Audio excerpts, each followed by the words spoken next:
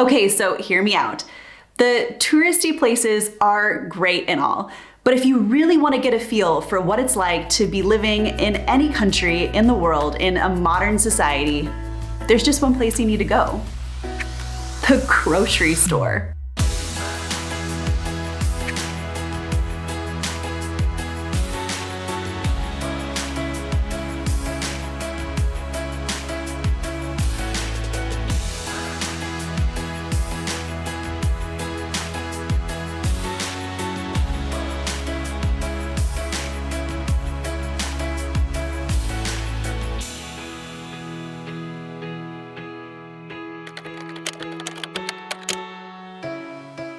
Hi guys, welcome back to our channel.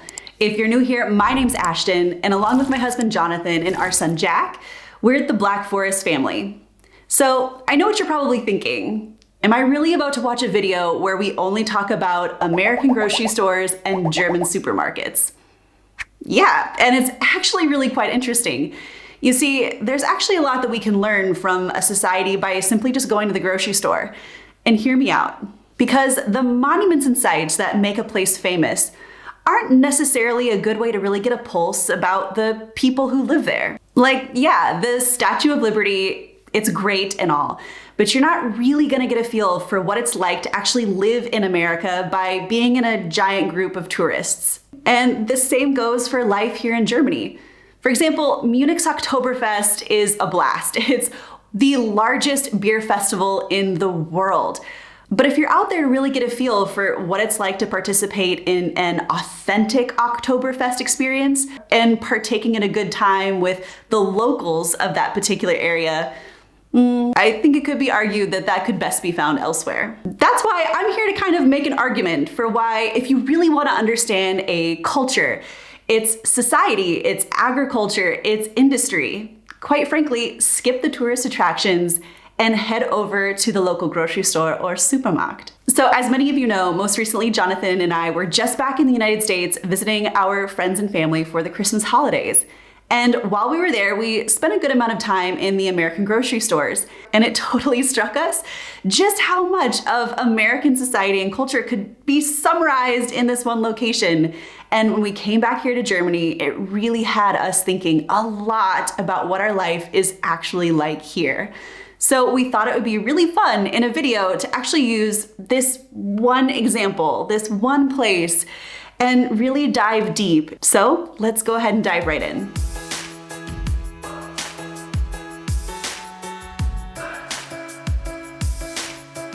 Okay, so first off, one of the more recent videos that we actually put out here on our channel was a Driving 101, Germany versus the United States.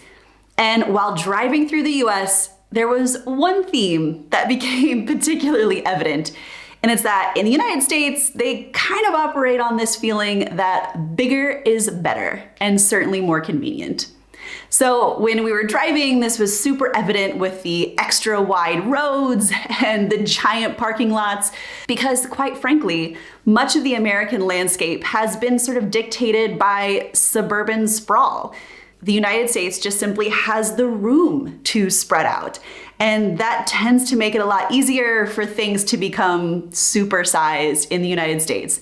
And for sure, the grocery stores are no exception to this rule. Now, don't get me wrong, grocery stores in Germany are still pretty moderately sized, but in comparison to the United States, things have been magnified on an incredible level. For example, in Germany, the aisles of the grocery store are wide enough for comfortably two people to pass by with their grocery shopping carts. But in the United States, the aisles of the grocery store, quite frankly, are so large that you could practically drive a car down one of them.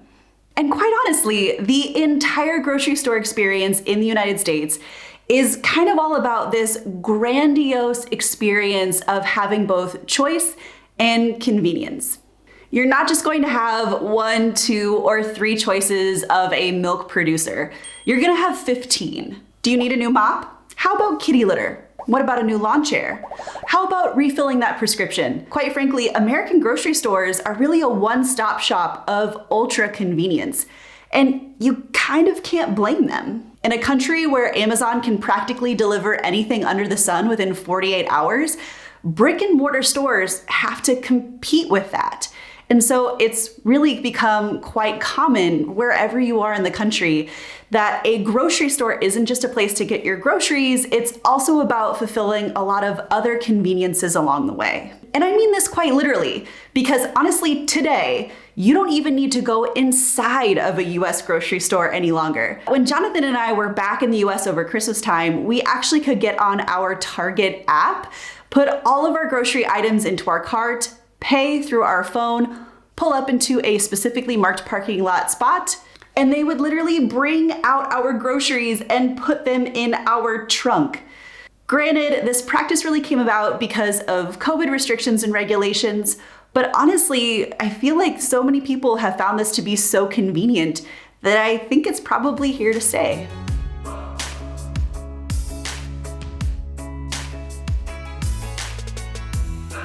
Now, in contrast to that, one of the things that Jonathan and I have really grown to love about life in Germany is how they've really kept this emphasis of keeping things local. And part of that means not having these one-stop shop type stores that would kind of force out of the market multiple mom and pop small businesses. And this is again why, in part, back in 2006, Walmart failed spectacularly in their 9-year effort to get their business off the ground here in Germany.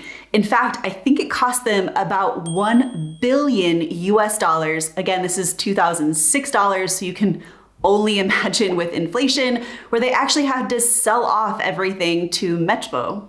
I mean, I kind of have to give the German people props for really wanting to keep things locally made and locally sourced. But in all fairness, Germany does have a pretty moderate selection of some of those more obscure household items when visiting the grocery store. You can probably find things like pantyhose, batteries, and other small household items while you're in the grocery store. They're not completely separate from this. But again, it's not to the same extent, the same extreme as in the United States. I mean, in the US, we have Target, we have Costco, we have Walmart, these huge, giant box stores that are practically like warehouses where you can get anything you could ever imagine or ever want under one roof, including your groceries. But I feel like when I'm here in Germany, my grocery shopping experience really makes me appreciate local small businesses here in my own town.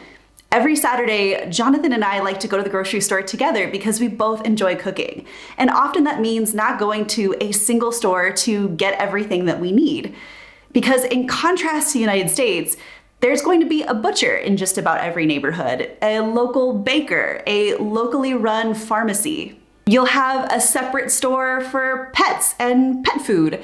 But in the United States, again, these are typically things that are all found under one roof. So when visiting a German supermarkt, you're going to still find all of these items under one roof, but it's going to be incredibly more scaled down. And you're probably still going to find that many Germans still prefer to not get everything they need at the grocery store, but still visit some of those smaller shops like butchers and bakers and cheese stores and wine stores, especially when they're cooking for a special occasion.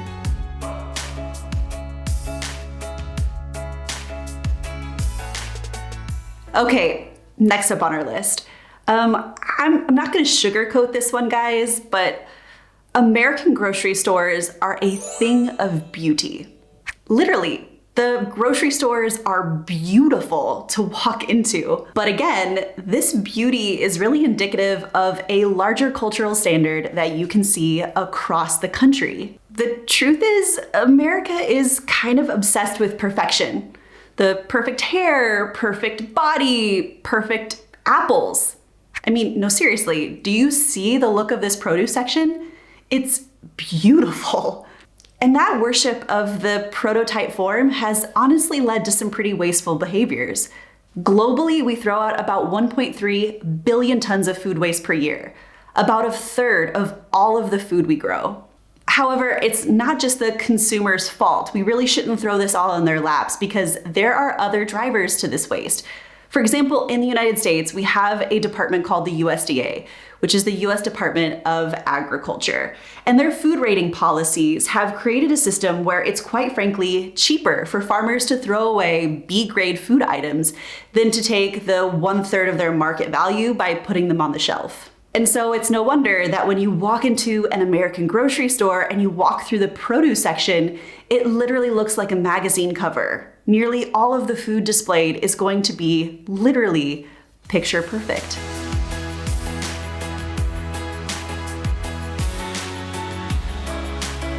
Okay, now I'm not going to let Germany completely off the hook here. There is still definitely a trend when you walk through a German grocery store to have the produce section looking very nice, clean, and pristine. But in my experience in shopping at a German Supermarkt, the overall experience, especially in the produce section, is not about offering a picture-perfect avocado 365 days a year, but rather offering a greater selection of items that are in season and locally sourced. Now, to be fair, Jonathan and I try to do a lot of our shopping at the Freiburg Münstermarkt, where we can actually shop directly from our local farmers and producers.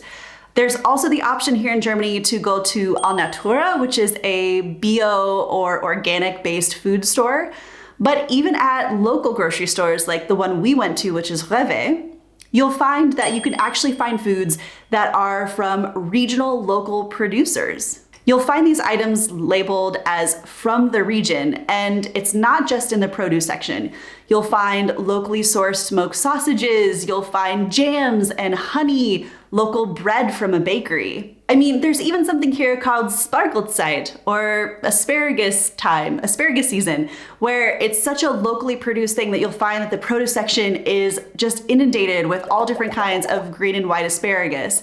But in the US, you're going to find really almost picture perfect looking asparagus year round.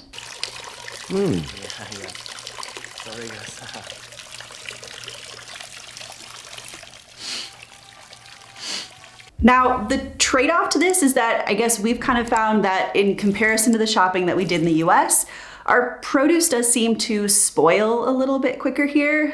But to be frank, if that's the trade-off I have to take to get locally sourced, great bio food, I don't really mind. I think that's a great compromise. But we really do love this emphasis on locally sourced goods.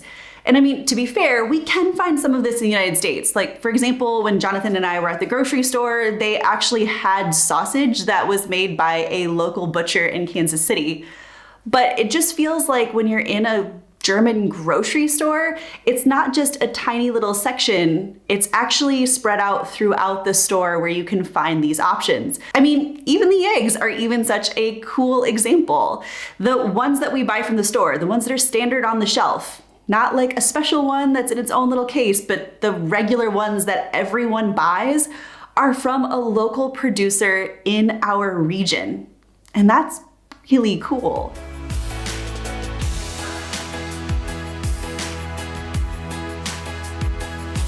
And actually, speaking of eggs, this brings up a pretty good point about the United States as well. Americans are without a doubt obsessed with refrigeration, and eggs are pretty high up on that list. As an American, eggs are like the first thing that you put into the refrigerator as soon as you get home from the grocery store. Whereas our culinary compatriots in Europe and the rest of the world, they'll gladly leave out a bowl of beautiful looking eggs on the kitchen countertop. In fact, this is kind of funny, but this is sort of a habit that Jonathan and I have not really been able to break.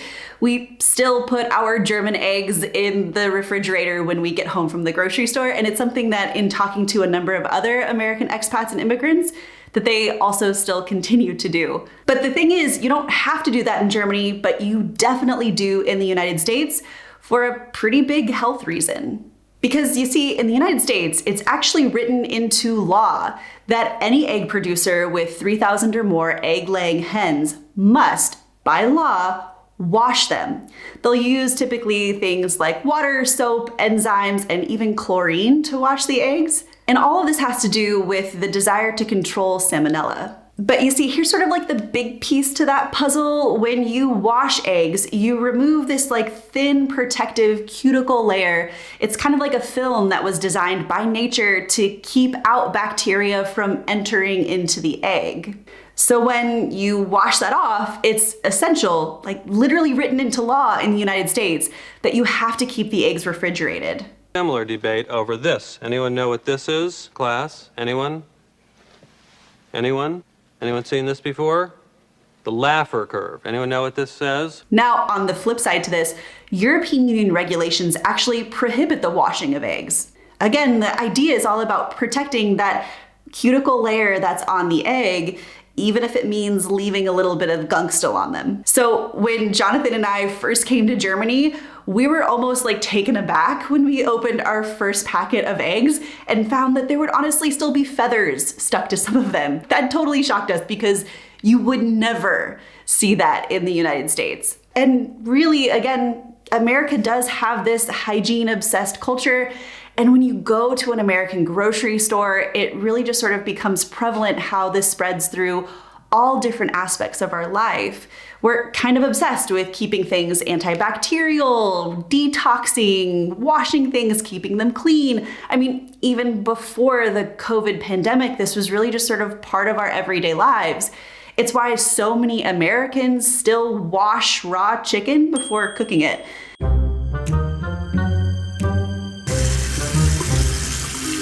And you know, I think all of these things together, as an immigrant family who now lives in Germany, we've learned so much that's made us really rethink about how we did things in the United States.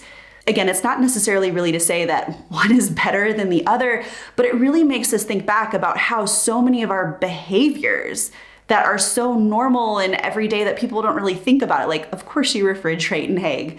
It's really interesting now that we live in another country to learn that you don't have to do that because there are other ways of food production that can keep people safe and healthy too.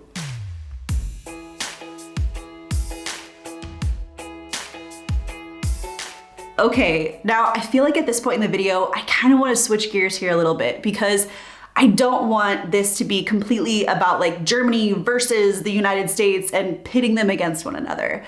But rather, what I really want to get through is to say that you can really learn so much about the both of them, about their society, about their culture, about what it's really like to live there by going to the grocery store. So for example, in Germany, you're going to see just this incredible display of mustards because of course that is a very good condiment to have with your sausage, but it's really neat because we never experienced that level of selection in the United States. But again, by contrast, when you look in the United States, you'll again get a glimpse into what their condiment preferences are. So like I said, Jonathan and I went to this grocery store in Kansas City when we were visiting his family, and it was really cool to go to that grocery store and just see the incredible array of barbecue sauce because Kansas City barbecue is kind of their thing. And we like spicy, and the hot sauce selection was superb at this grocery store. But these type of food preferences isn't solely relative to condiments. You'll see it in all other aspects of life. So like, what do Germans prefer to eat for breakfast? Well, if you walk through the grocery store, you'll see, of course, some selection of cereals. But what took us by surprise was all of the different types of muesli and how you can make your own muesli and customize what sort of things you like in it. If you like it crunchy, if you like nuts, if you like a little bit of like a sweet note to it. It was something that, again, we didn't experience in the United States. But again, by contrast, when you're in the United States, you get a little picture into what Americans like to eat for breakfast. You'll see oatmeal, which is kind of sort of similar to muesli, but it's not really the same. Instead, you're going to see a giant selection of sugary cereals as well as pancakes. And I'm not gonna lie to you, I love American pancakes.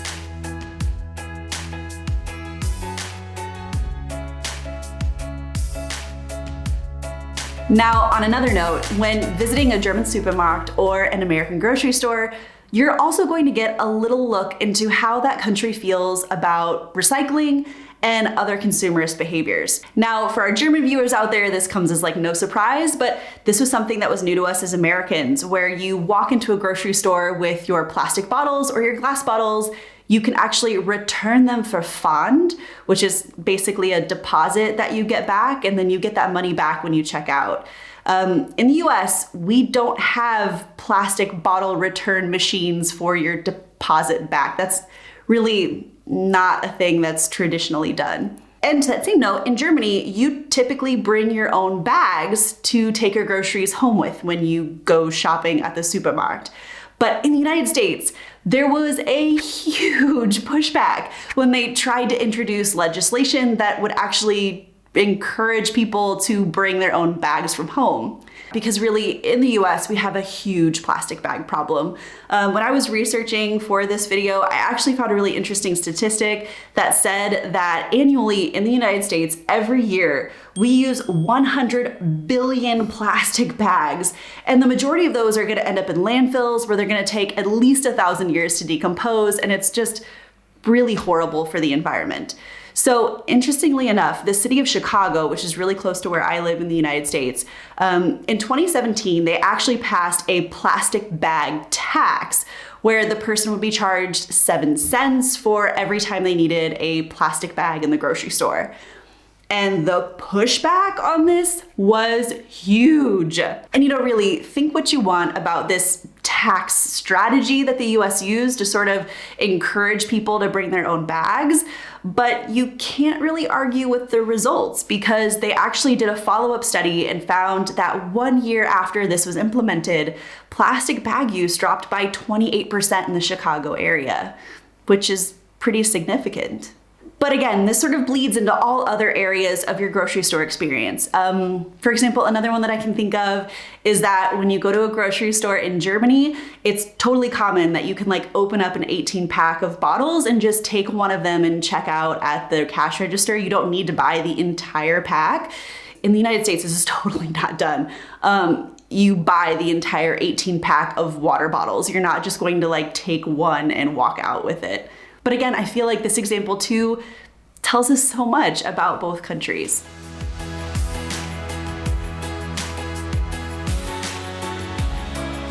Okay, so this next point, and I can already feel the pushback that I'm probably going to get in the comment section for this, but I feel like I should say, I really don't mean this to criticize, but rather just to point out an observation that I've had while living in Germany. Because I know Germany, everything that's done is wonderful and perfect, but watch your tongue, young man, watch it. When it comes to customer service, as an American, I have observed a pretty significant difference in this category. I know often Americans will get the criticism that we're too friendly because sometimes it feels a little bit inauthentic. But it's just part of our culture to be very friendly even to complete strangers. And it's really kind of integrated in part of our everyday life. And again, going to the grocery store is such a really interesting kind of microcosm of this. And you know, actually, here's like a super great example of this. When Jonathan and I were back in the United States, when we were shopping at the grocery store, it was almost like a weird reverse culture shock for us because we were just there doing our shopping, minding our own business, but the people who were stocking the shelves would actually stop what they were doing and would just come over to us without asking and just ask, hey, is there anything I can help you find today? What can I do to help?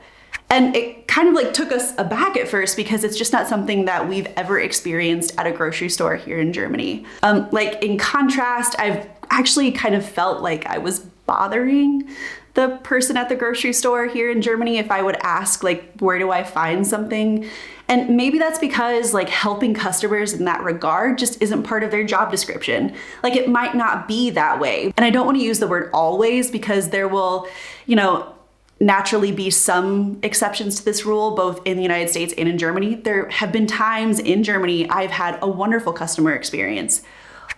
But I feel like the degree to which this is integrated into your shopping experience in the US, I mean, you just can't ignore it. It's very obvious. So for example, Even after this lovely person helped us in the aisle find the items that we needed, when you go to the checkout counter, you're going to leisurely take your time putting things onto the conveyor belt.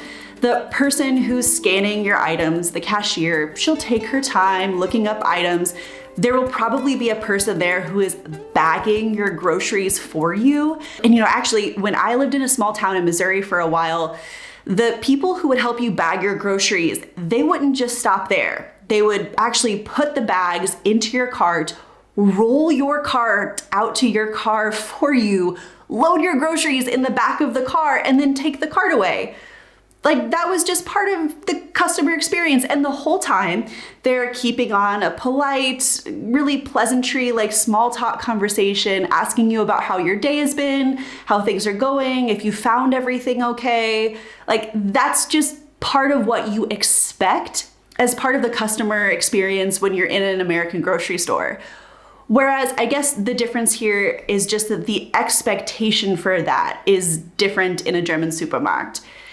It's not that I feel like Germans are less helpful, it's just not expected to have that kind of experience while you're there.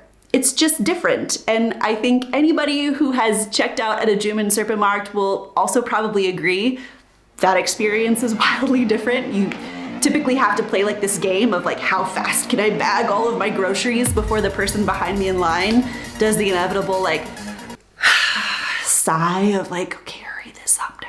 But it's just one of those experiences that, like, now that we've lived in Germany for so long, when we do go back into the United States, it really catches us by surprise.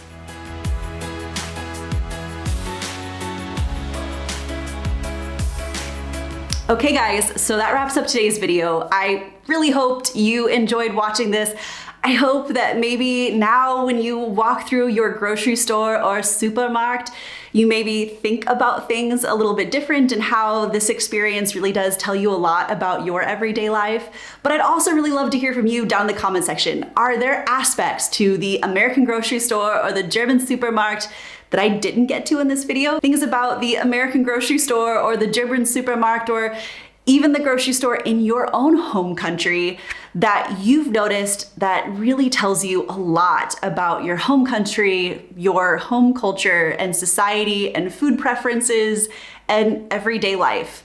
Again, I hope that in this video, maybe you have a new appreciation for going to the supermarket or the grocery store, and that hopefully you had a little bit of fun and entertainment along the way. And if so, if you did enjoy this video, we would love it if you hit that thumbs up button. And for more content from the Black Forest family, hit that subscribe button. So, until next time, guys, cheers!